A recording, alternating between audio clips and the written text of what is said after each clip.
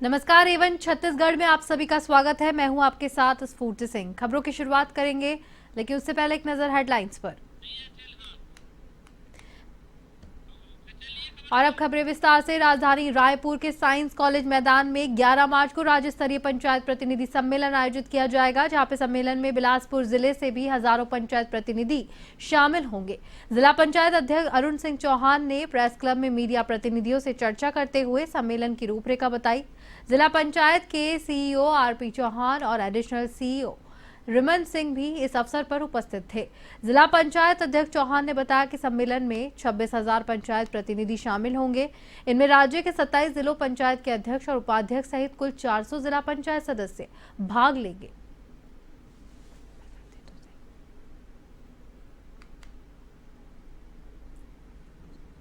तो हर जगह हर्ष व्याप्त है, लोगों में खुशहाली है, इन सभी योजनाओं का लाभ लोगों को मिल रहा है। उसके अलावा भी हमें और क्या लाभ आने वाले समय में हमारी सरकार, प्रदेश की सरकार, देश की सरकार, जो डबल इंजन की सरकार जिसे हम कहते हैं, माननीय नरेंद्र मोदी जी, माननीय विष्णुदेव साय जी, हमारे जनप्रतिनिधियों के लिए, जो त्रिस्तरीय पंचायत राज के जो जनप्रतिनिधि हैं, उनके बारे में और ग्रामीण विकास के बारे में वो क्या सोचते हैं, क्षेत्र के जिले के विकास के बारे में, गाँव के विकास के बारे में क्या बातें उन्होंने सोच के रखा है, और क्या बातें जो हमारे मन में आई है, जो जनप्रतिनिधियों के क्या कमी है या क्या बहुत अच्छा हुआ है, इन सभी बातों के लिए हम लोग वहाँ धन्यवाद भी देंगे और एक संकल्प पारित भी करेंगे, जिसमें हम माननीय नरेंद्र मोदी जी को बहुत बहुत धन्यवाद देंगे कि आपकी सभी योजनाएं आज ग्रामीण विकास के लिए बहुत ही अहम है और उसका लाभ हमारे महिलाओं को, युवाओं को, बच्चों को, बुजुर्गों को, हर वर्ग को, हर जाति वर्ग को, हर किस्म का जो लाभ है वो जन जन तक पहुंच रहा है। तो हर जगह हर्ष व्याप्त है, लोगों में खुशहाली है। Maharishi university of management and technology Mangla Bilaspur के अनियमितताओं और फर्जीवाड़े का उजागर हुआ है। भारतीय राष्ट्रीय छात्र संगठन के लंबे समय से यूनिवर्सिटी में फैली इन अनियमितताओं को लेकर संघर्षरत है, लेकिन इस दिशा में कोई पहल नहीं होने से एनएसयूआई ने प्रेस कॉन्फ्रेंस की। इनमें उन्होंने बताया कि महर्षि यूनिवर्सिटी के कुलपति टीपीएस कांद्रा की नियुक्ति जिन कूटरचित दस्तावेजों के साथ हुआ है वह गलत है, और वही महर्षि यूनिवर्सिटी केवल 10 शिक्षकों ने पाठ्यक्रमों का संचालन कर लगभग 1000 विद्यार्थियों के भविष्य को बर्बाद किया है।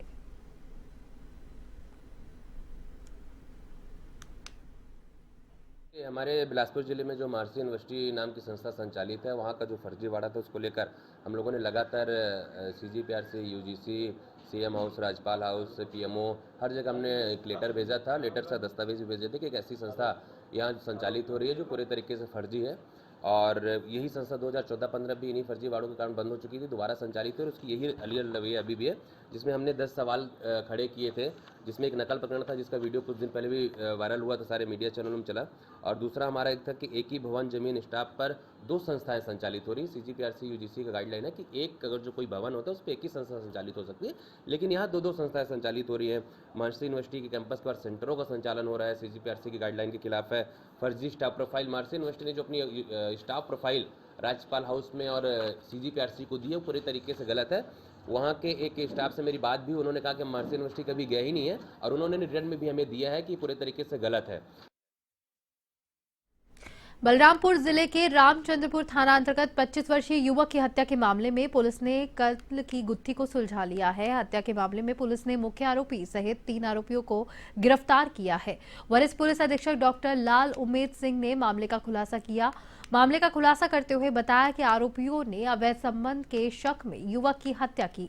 उन्होंने बताया कि मुख्य आरोपी अशरफ अंसारी की पत्नी से मृतक युवक लंबे समय से बात करता आ रहा था, जिस बात की जानकारी आरोपी को थी और उसने नाराज था और उसे रास्ते से हटाने के लिए 2 साथियों को फिरौती की दी और हत्या कर दी। आरोपी ने बताया कि मृतक के साथ बेलवा डामर जंगल के समीप उसके साथ मारपीट कर उसकी गला रेत कर हत्या कर दी गई थी।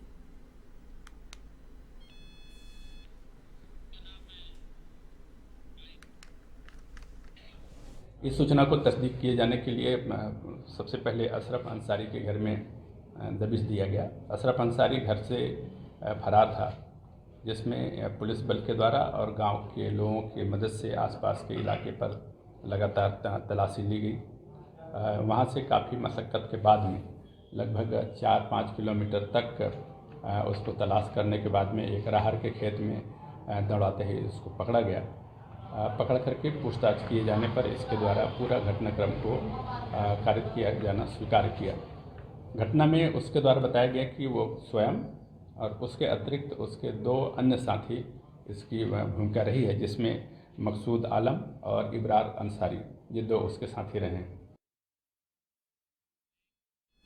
बलरामपुर में 2 लाख रुपए की अफीम और डोडा के साथ बाल अपराधी को गिरफ्तार किया है, जहां पर बसंतपुरा पुलिस ने बताया है कि बाल अपचारी झारखंड से उत्तर प्रदेश डोडा ले जाने की तैयारी में था, जिसे पुलिस ने प्रेमनगर मोड़ के पास से पकड़ लिया है।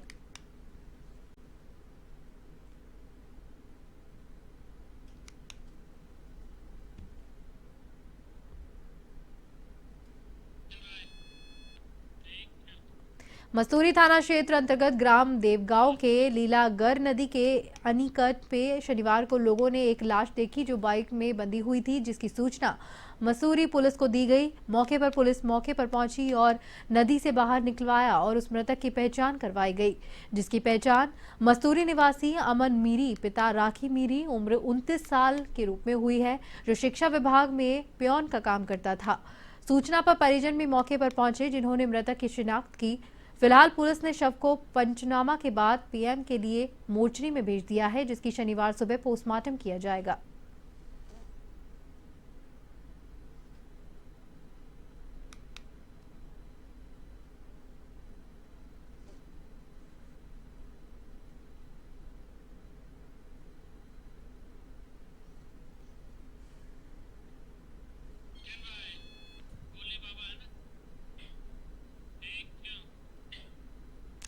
महाशिवरात्रि पर्व पर बोलबम सेवा समिति द्वारा खुर्री पार भिलाई में भोले बाबा की बारात निकाली गई, जिसमें प्रदेश भर से आए श्रद्धालु बाराती बने। बारात में देश के अलग अलग प्रांतों की झांकियां सजाई गई। बाबा की भक्ति में देर रात तक श्रद्धालु झूमते हुए नजर आए। भिलाई में बाबा की बारात पर 150 से भी ज्यादा झांकी निकाली गई।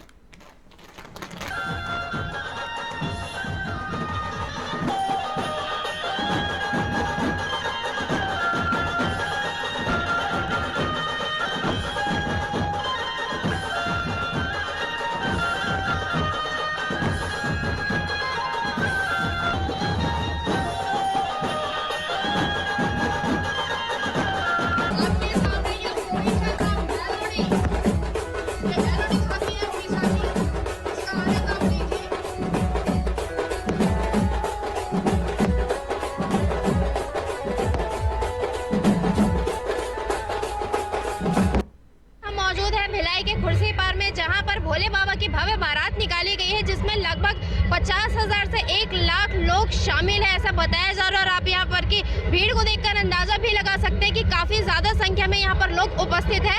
और ये जो भोले बाबा की बारात है, ये बोलबम समिति के द्वारा, जिसके आयोजक दया सिंह है, उनके द्वारा ये बारात हर वर्ष महाशिवरात्रि के महापर्व पर निकाली जाती है, जिसमें भारत देश में जितने भी स्टेट है, जितने भी प्रांत है, वहां से अलग अलग प्रकार की झांकियां बुलाई गई है, जो आप हमारे चैनल के माध्यम से आगे देख सकते हैं। भिलाई में लगातार हो रही वाहन दुर्घटनाओं को देखते हुए दुर्ग पुलिस सड़क सुरक्षा महाअभियान चला रही है। इसके अभियान के तहत लोगों में काफी जागरूकता देखी गई है। एवन टीवी की मुलाकात एक पिता और उसके 4 वर्षीय पुत्र से हुई, जहां पिता और पुत्र दोनों ही हेलमेट लगाए हुए दिखाई दिए। भिलाई में मौजूद हूँ और जहां भिलाई में आप देख सकते हैं कि सड़क सुरक्षा माह चलाया जा रहा था, जिसके तहत लोगों को लगातार दुर्ग पुलिस के द्वारा अवेयर किया जा रहा था कि हेलमेट लगाइए, सेफ्टी से चलिए, और अगर आप कार पे चलते हैं तो सीट बेल्ट लगाइए, जिसका असर कहीं ना कहीं आज हमें देखने को मिला है। जहां बड़े से बड़े लोग इन चीज़ों को अवॉइड करते हैं, इग्नोर करते हैं, वहीं हमारे साथ कुछ लोग मौजूद हैं। आप देख सकते हैं एक छोटा सा बच्चा जिसकी उम्र तकरीबन 3 से 4 वर्ष है, वो हेलमेट लगाया हुआ है और ये अवेयरनेस देख के बहुत ही अच्छा लग रहा है। बेटा क्या नाम है आपका? काना। क्या नाम है आपका? काना। जी भैया बताइए, ये हेलमेट के बारे में बताइए जो आप लगाए हैं, जो सेफ्टी से चल रहा है, और बच्चे में भी जो एक अवेयरनेस है इसके बारे में। हम लोग तो सब सेफ्टी हेलमेट लगाते हैं, लेकिन अक्सर देखा जाता है कि जो माता पिता है पिताजी हेलमेट लगाते हैं लेकिन सामने बच्चे को बैठा देते हैं और घुमाते रहते हैं। लेकिन मैं उन सब माता पिताओं से कहना चाहूँगा कि अपने बच्चों के लिए भी एक हेलमेट लीजिए, जितना ज़रूरी वो आपके लिए उतना उस बच्चे के लिए भी ज़रूरी है। तो सबसे निवेदन है कि आप अपने साथ साथ अपने छोटे बच्चे के लिए भी हेलमेट लीजिए। तो जैसा कि आपने देखा कि जैसे कि बच्चे के पापा ने बताया कि क्यों वो सेफ्टी रूल को फॉलो करते हैं, और आप देख सकते हैं कि कितनी अच्छी पहल है और बाकी लोगों को भी इन चीज़ों से सीख लेनी चाहिए। भारतीय जनता पार्टी किसान मोर्चा द्वारा आज राजधानी रायपुर के साइंस कॉलेज मैदान में किसान महासम्मेलन का आयोजन किया जा रहा है, जिसमें देश के केंद्रीय रक्षा मंत्री राजनाथ सिंह मुख्य अतिथि के रूप में उपस्थित होंगे। आयोजन के संबंध में दुर्ग सांसद विजय बघेल ने पत्रकार वार्ता के माध्यम से बताया कि केंद्र सरकार और राज्य सरकार ने किसानों के हित के लिए अभी तक जो भी कार्य किए हैं उनकी जानकारी के साथ ही आगामी दिनों में किसानों के लिए किन किन नई योजनाओं का क्रियान्वयन होना है उसके संबंध में चर्चा होनी है। इस महासम्मेलन में छत्तीसगढ़ के सभी जिलों के किसानों के आने की भी संभावना है। लगभग 1 बजे का समय अभी तक नियत है, आगे पीछे हो सकता है। हमारे राष्ट्रीय नेता केंद्रीय रक्षा मंत्री माननीय राजनाथ जी रायपुर के साइंस कॉलेज मैदान में पधार रहे हैं। एक महा किसान सम्मेलन होना है और किसानों के हित में केंद्र सरकार ने, राज्य सरकार ने क्या क्या काम किया है, क्या उपलब्धि है, उस बात की भी चर्चा करेंगे। और साथ ही साथ आने वाले समय में किसानों के हित में मोदी जी की सरकार केंद्र में और राज्य में माननीय विष्णुदेव जी की सरकार क्या क्या करने वाली है उसकी भी जानकारी वहाँ देंगे। और हमारी तैयारी जोरों शोरों से चल रही है, क्योंकि रायपुर से नज़दीक वाला लोकसभा हमारा दुर्ग लोकसभा है। दुर्ग जिला तो बिल्कुल लगा हुआ है, फिर बेमेतरा जिला भी उधर से दमदा क्षेत्र से नज़दीक पड़ता है। तो हम ज़्यादा से ज़्यादा वहाँ संख्या में जाएँ, लगभग 25,000 से ऊपर हमारे यहाँ से किसान भाई जाएँ, हमारे कार्यकर्ता बंधुगण जाएँ, और इसी तरह बेमेतरा से भी 10,000 से ऊपर लोग जाएँ। उसकी तैयारी हम कर रहे हैं हमारे संगठन के साथ मिलकर। जिलाध्यक्ष जी जितेंद्र वर्मा जी, वहाँ के जिलाध्यक्ष हमारे जो महेश वर्मा जी भिलाई के, और जिलाध्यक्ष माननीय OP जोशी जी, तो ये सब लगे हुए संगठन के लोग। भिलाई के सिद्ध श्री निकंदन राज दरबार में 108 पार्थिव शिवलिंग के अभिषेक के साथ साथ महादेव का महारुद्राभिषेक चारों प्रहर किया गया, जिसमें भारी संख्या में भक्तगण शामिल हुए। साथ ही चौथे प्रहर के रुद्राभिषेक के बाद भव्य श्रृंगार और भस्म आरती की गई। अंतर्राष्ट्रीय महिला दिवस पर गायत्री प्रज्ञापीठ के भव्य आयोजन किया गया, जिसमें महिलाओं ने बढ़ चढ़कर हिस्सा लिया और अपने अपने विचार व्यक्त किए। जिला समन्वय समिति के जिला संयोजक हरि प्रसाद पटेल ने बताया कि शांति कुंज हरिद्वार के तत्वावधान में पूर्व में भी सम्मान समारोह आयोजित किए गए हैं।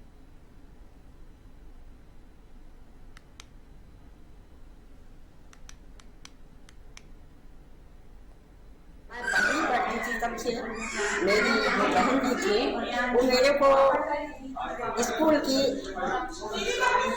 कहना चाहिए अध्यक्ष बन, तब से मैं पता नहीं मेरे माता पिता से मुझे समाज सेवा का एक भरपूर गुण मिला, तो मैं विद्यार्थी जीवन से समाज सेवा करती।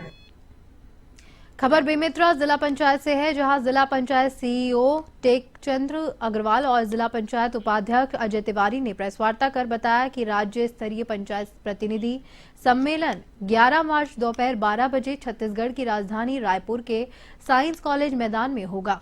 सम्मेलन में पंचायती राज संस्थानों को अधिक मजबूत करने और स्वावलंबी बनाए जाने के लिए जनप्रतिनिधियों से चर्चा की जाएगी।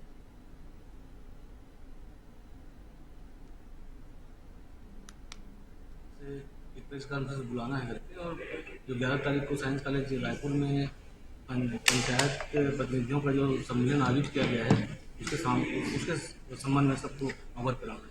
साइंस कॉलेज रायपुर में 11 मार्च को त्रिस्तरीय ग्राम पंचायत सम्मेलन रखा गया है, जिसमें सारे जनप्रतिनिधियों को, पंच, सरपंच, जनपद, जिला को आमंत्रित किया गया है वहाँ, जिसमें हमारे महाशिवरात्रि का पर्व पूरे देश भर में हर्षोल्लास के साथ मनाया गया। बिलासपुर के चांटी डीह में भी एक ऐसा प्राचीन मंदिर है जहां भगवान शिव के दर्शन करने लोग दूर दूर से पहुंचते हैं। बिलासपुर शहर में जब भी महाशिवरात्रि की बात होती है तो चांटी डीह के मेले का भी जिक्र जरूर होता है।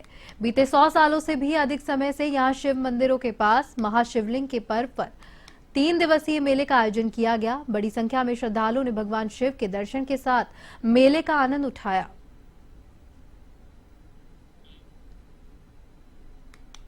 मैं आधी पढ़ाई करके आई थी, MBBS करके आई थी और PG स्पेशलाइजेशन मैंने यहाँ आके किया, तो उसमें नेचुरली सपोर्ट इन लॉज का भी बहुत सिर पे आशीर्वाद रहा।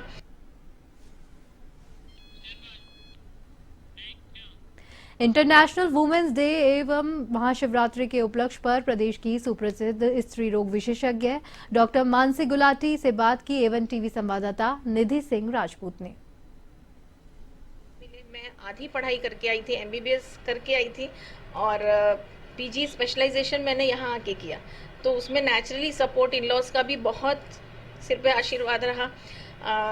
जो और साथ में नंदे थी उनका बहुत आशीर्वाद रहा, उनका बहुत साथ रहा, हस्बैंड का बहुत साथ रहा, तो मैं पढ़ाई करके पास हो पाई। उसके बाद दोनों बच्चे हुए, मेरे पढ़ते में ही बच्चे हुए, तो दोनों बच्चे भी धीरे धीरे समझने लगे कि मम्मी पापा भी पढ़ रहे हैं और हमको भी पढ़ना है और मतलब हर चीज़ें देखते रहे। और मैं भी बचपन से, दोनों पेरेंट्स डॉक्टर्स थे तो वैसा ही उनको काम करते हुए देखा, तो दोनों मदर्स को काम करते हुए देखा, तो दिमाग में था कि काम करती हुई महिलाएं घर भी संभाल लेती हैं और महिलाओं से ज़्यादा मल्टीटास्किंग सीखने योग्य बात है उनकी। तो दोनों मदर्स को वैसा ही देखा और उनको हर चीज़ में, हर फील्ड में हेल्पिंग देखा, तो ये चीज़ें शायद इनबॉर्न आ गई। तो जैसा कि मैम हमारे समाज में और भी ऐसी बेटियां हैं जिनको कहीं ना कहीं फैमिली से एक सपोर्ट नहीं मिल पाता, और जैसा आपको फैमिली से बहुत सपोर्ट रहा, चाहे मायके से हो या फिर यहाँ ससुराल में आने के बाद हो, तो उन फैमिलीज़ के लिए आप क्या कहना चाहेंगे? उन माता पिता को क्या कहना चाहेंगे आप कि अपने बच्चों को कैसे वो किसी भी क्षेत्र में आगे लेकर जा सकते हैं? जी, आजकल तो सभी बहुत जागरूक हैं और महिलाओं के प्रति, लड़कियों के प्रति बहुत जागरूकता आ गई है। जो पहले सोच थी, अभी वो सोच महिलाओं ने आगे बढ़ के खुद बदल दी है।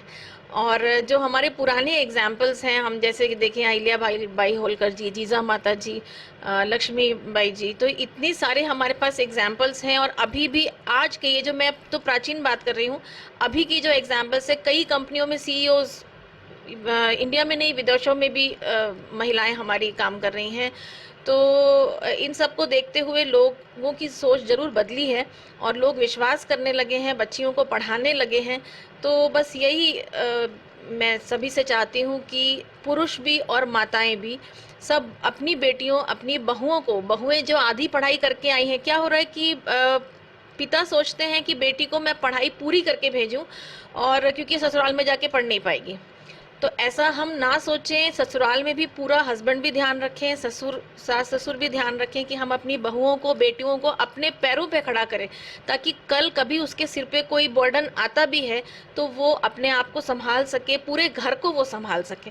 भले हमारे पास इफरात आज है और हमें काम की ज़रूरत नहीं है, तो भले हम समाज सेवा में रहें, लेकिन अगर हमको ज़रूरत पड़ती है तो हम उस हुनर से कुछ कमा करके सबको हेल्प कर सकें, अपना परिवार चला सकें। मैम, जैसा कि हमने सुना और देखा है कि जब भी यहाँ कोई बेबी का बर्थ होता है तो आप उन्हें एक पेड़ गिफ्ट करती हैं, तो इसके बारे में कुछ बताइए मैम। मैं पिछले 15-16 साल हो गए गिफ्ट करते और बहुत सारे गिफ्ट कर चुकी हूँ। और कई बच्चे, जैसे कई बार मेरे पास प्लांट नहीं रहता है और कई बच्चे 2 साल 3 साल बाद सेकंड इशू हो रहा है पेरेंट्स को और आते हैं, तो मदर्स खुद बोलती हैं उनको कि इसके समय आपने नहीं दिया था और ले करके जाते हैं। ऐसे भी बच्चे हैं।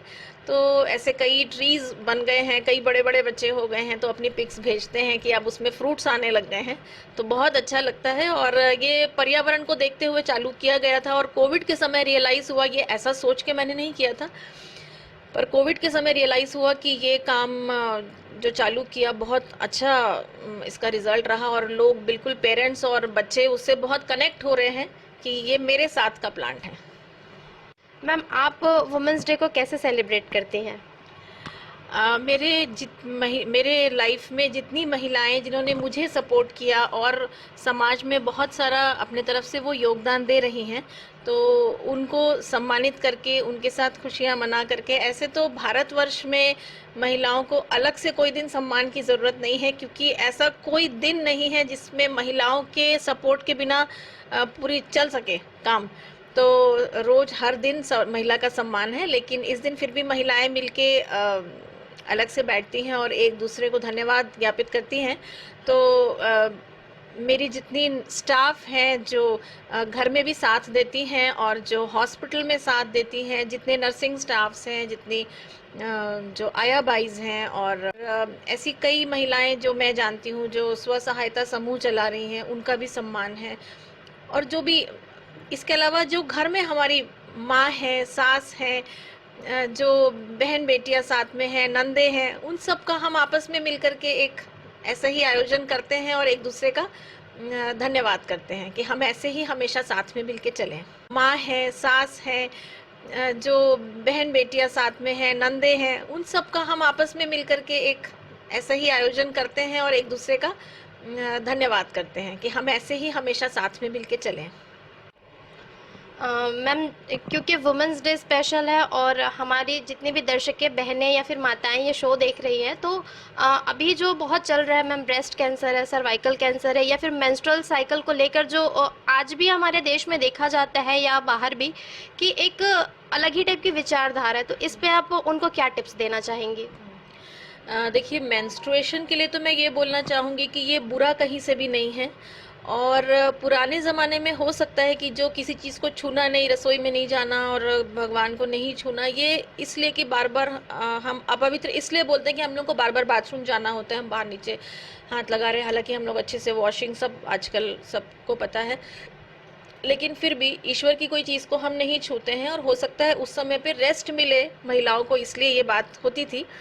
पर आजकल क्योंकि सब कामकाजी महिलाएं हैं और 4-5 दिन के लिए काम रोका नहीं जा सकता, और इसमें महिलाएं कहीं से भी अनफिट नहीं होती हैं, तो काम पूरा कैरी ऑन कर सकती हैं। और एंटीस्पाज्मोडिक छोटी मोटी गोलियां ऐसे बच्चे लोगों को हम बताते हैं कि भाई एंटीस्पाज्मोडिक एक आध दिन जब आपको बहुत नीड हो तब लिया जा सकता है, मोस्टली फर्स्ट डे या सेकेंड डे ज़रूरत पड़ती है। और बच्चियों को समझाना पड़ता है कि ये गंदा कहीं से भी नहीं है, जैसे बाकी जगहों से कचरा कैविटीज से निकलता है, ये वैसी ही चीज़ है, तो इसको गंदा नहीं मानना है और इसको एक नेचुरल पॉजिटिव वे में लेना है। Welcoming the red days with good attitude, ये बच्चियों को समझाना पड़ता है, और उसमें कैसी हाइजीन आपको बरतनी है ये बच्चियों को बताना पड़ता है। इसके अलावा जो आप वैक्सीन पूछ रहे हैं, सर्वाइकल कैंसर वैक्सीन बहुत सालों से अवेलेबल है। एक ह्यूमन पेपिलोमा वायरस होता है, उसके कारण से इन्फेक्शन के कारण, जो कि सेक्सुअली ट्रांसमिटेड होता है, तो उसके कारण कैंसर, सर्वाइकल कैंसर आता है।